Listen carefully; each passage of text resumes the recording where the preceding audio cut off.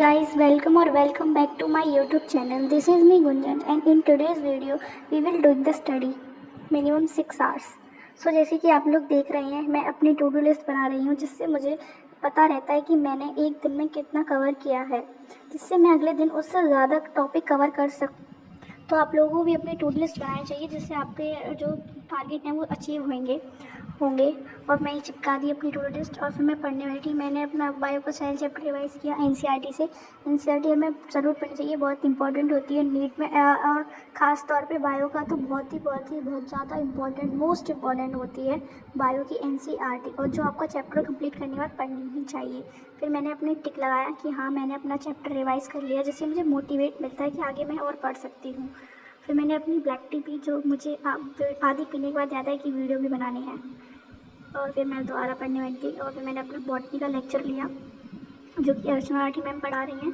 लेकिन गाइस मेरे पास second 2.0 batch है जिसमें हमें रूपेश सर पढ़ाते हैं। इनका मुझे कुछ खास तौर पे ज़्यादा समझ नहीं आता है, इसलिए मैं अपना यकीन का जो पहला वाला बैच है मैं उससे पढ़ती हूँ, जो कि अर्चना मैम उसमें पढ़ाती हैं। और बाकी तो मैं अपनी फिजिकल केमिस्ट्री, फिजिक्स और जूलॉजी वगैरह अपनी यकीन 2.0 से लेती हूँ, जिसमें उनके तो मुझे खास तौर पे समझ आता है, लेकिन मुझे रूपेश सर का ज़्यादा समझ आता है, इसलिए मैम से लेती हूँ।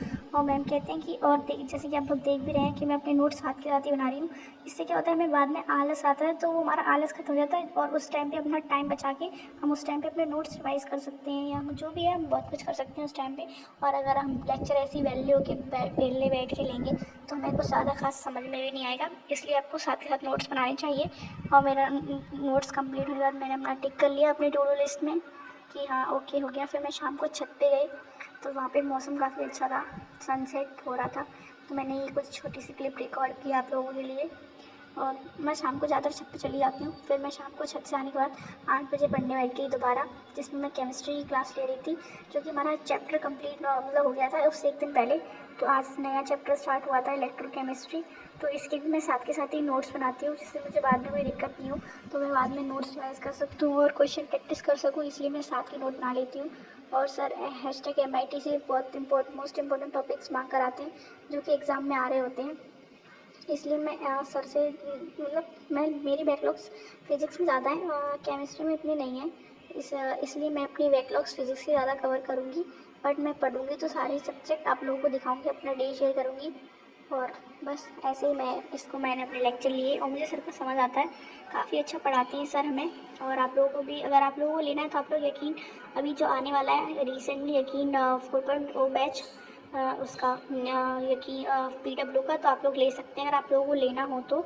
मेरा लेक्चर कंप्लीट होने के बाद मैंने अपना टिक किया कि हाँ मेरे पेंडिंग नोट्स, मतलब वही होता है लेक्चर लेना। फिर मैं शाम को दोबारा पढ़ने बैठ गई फिज़िक्स में मैं MR सर से नया चैप्टर स्टार्ट हुआ था, वर्क एनर्जी एंड पावर, तो मैं वो पढ़ रही थी। सर भी अच्छा पढ़ाते हैं, मुझे मतलब इतने बढ़िया है सर, हंसी मजाक डांट फटकार सब करते हैं सर।